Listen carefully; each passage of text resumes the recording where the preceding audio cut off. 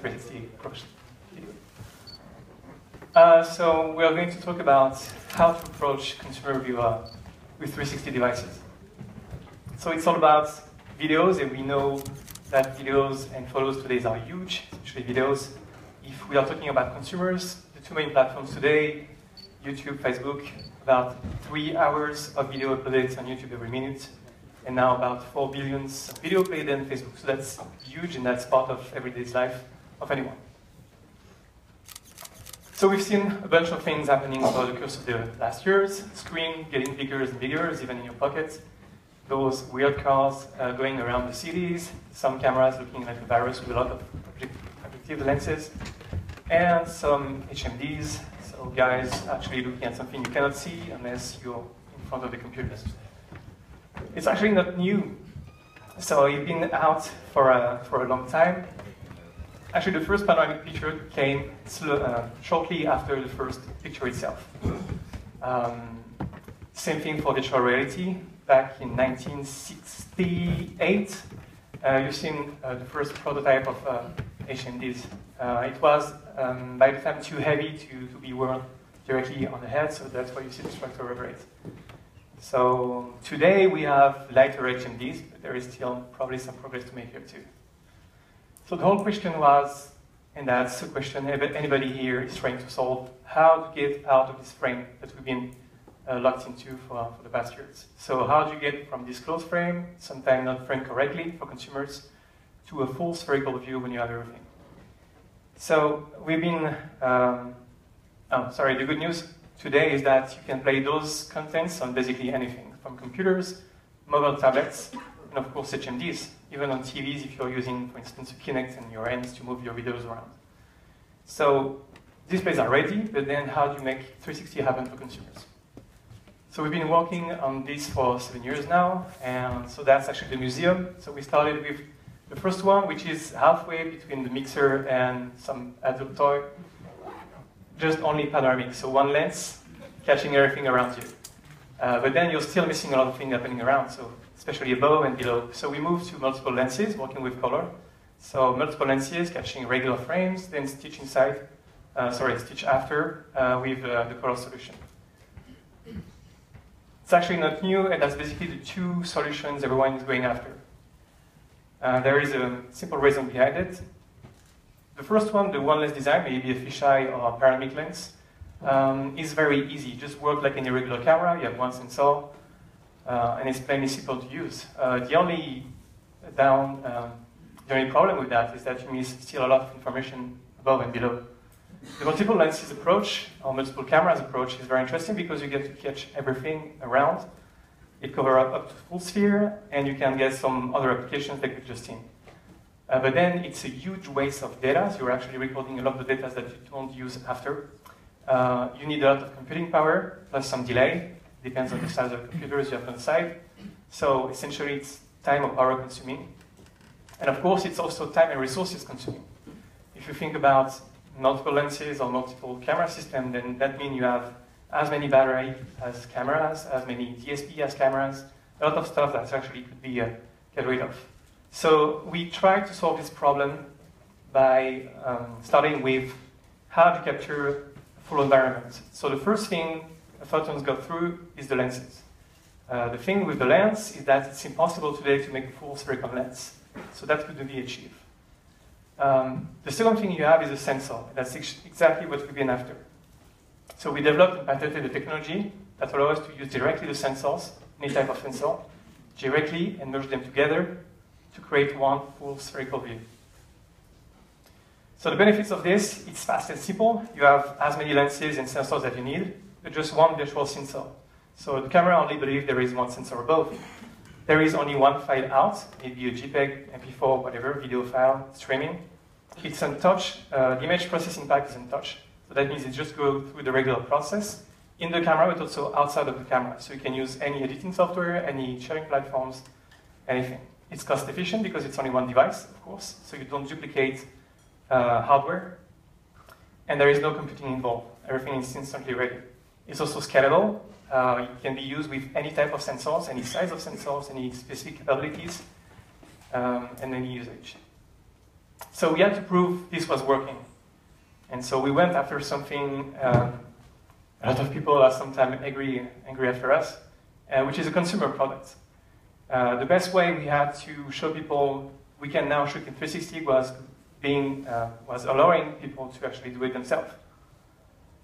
So this little cam had 3 optics, and a lot of you already know it.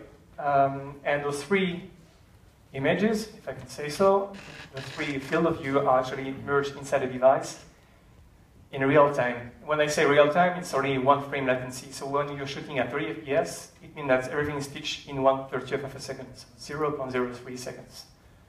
So that's quite fast. What you get out of this is also 2K panoramic video or 4K panoramic picture.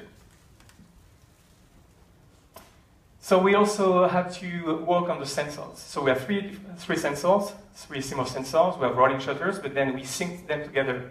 So what you see on this video, apart from the team working very hard to make it happen, is those propellers on the ceiling. And the biggest one is actually right in the middle of 2 lenses. And you can see that they are perfectly synchronized. So it doesn't affect the video.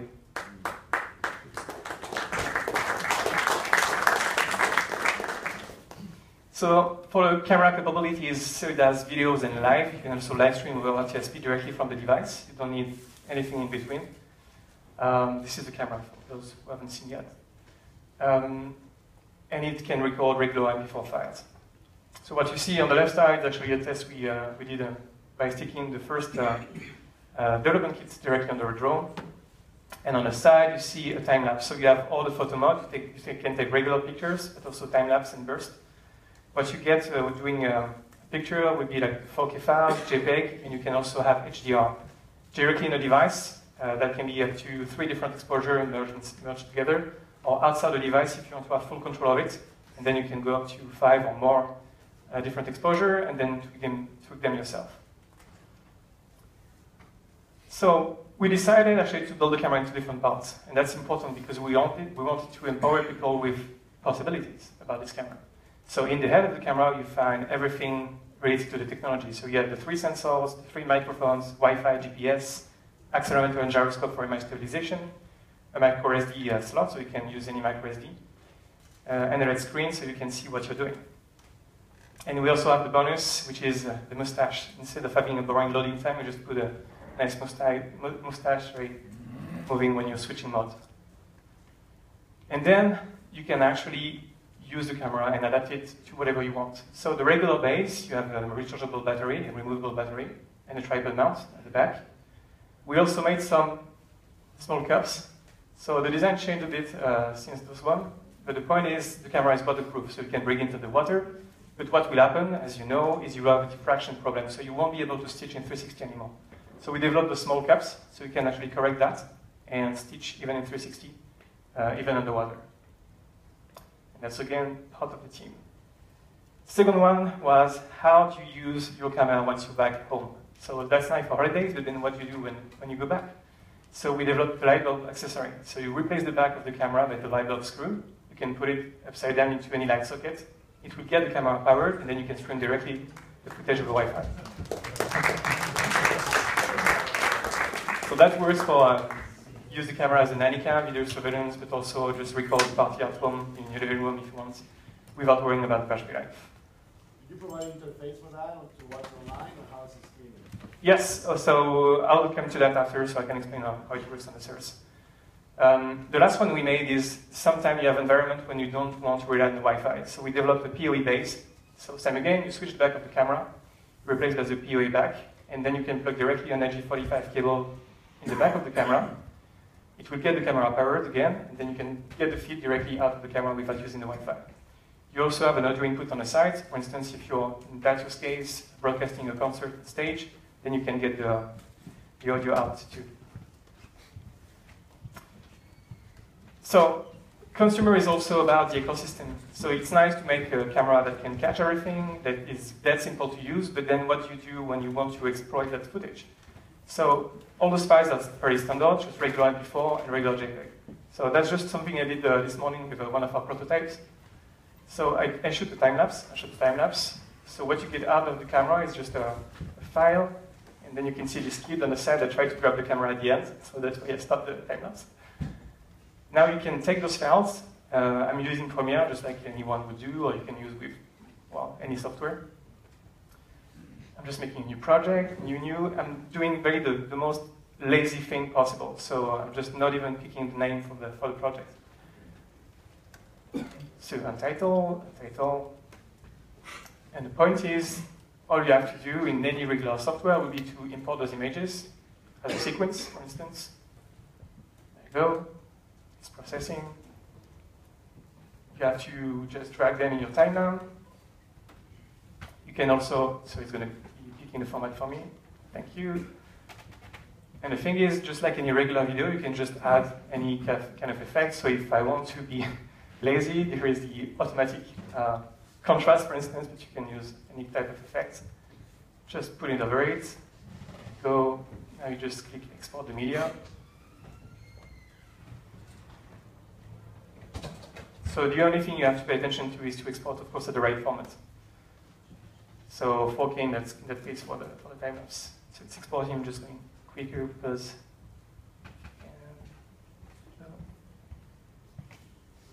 And there you go.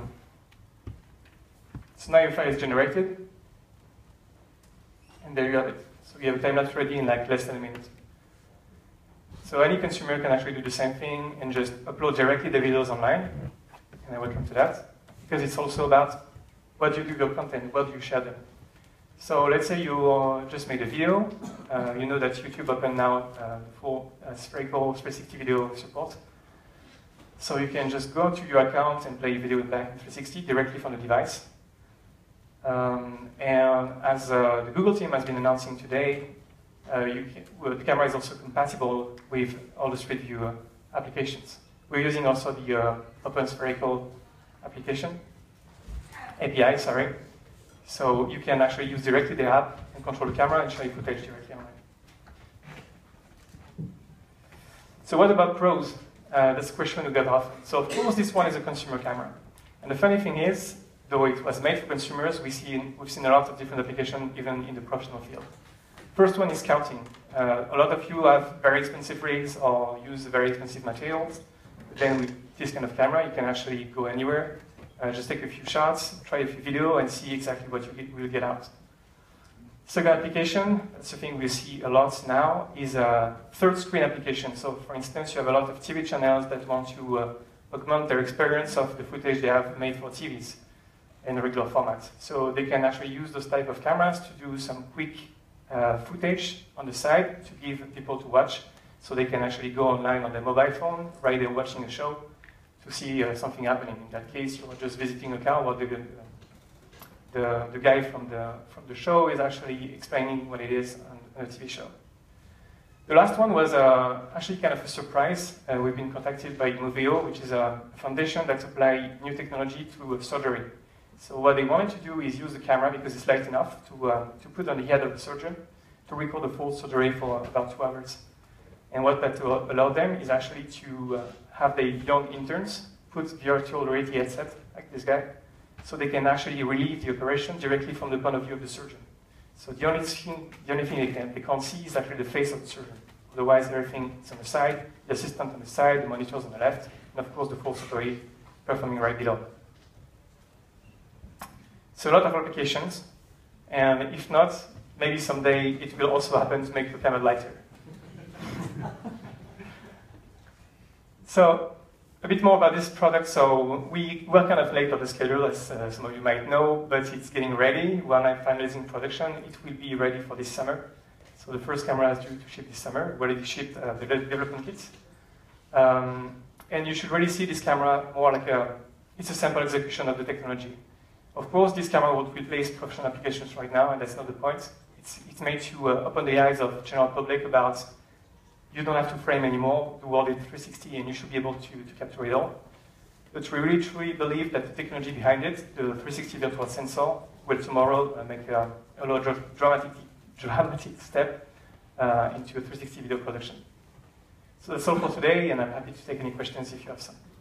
Thank you.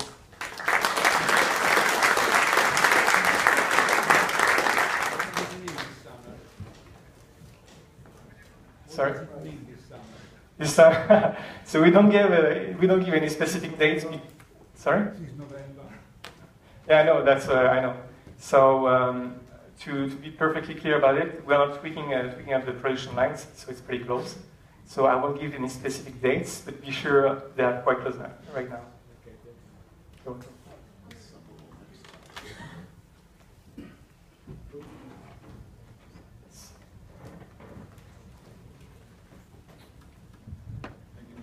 What would be the price point for that? $499. The sale price? $499.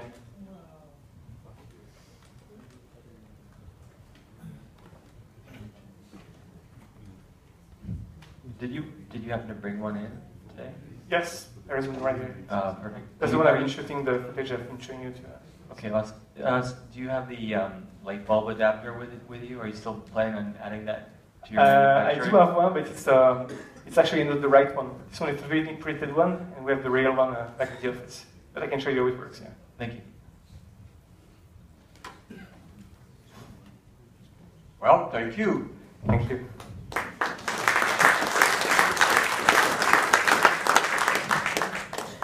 So our next speaker is Nathalie Maté.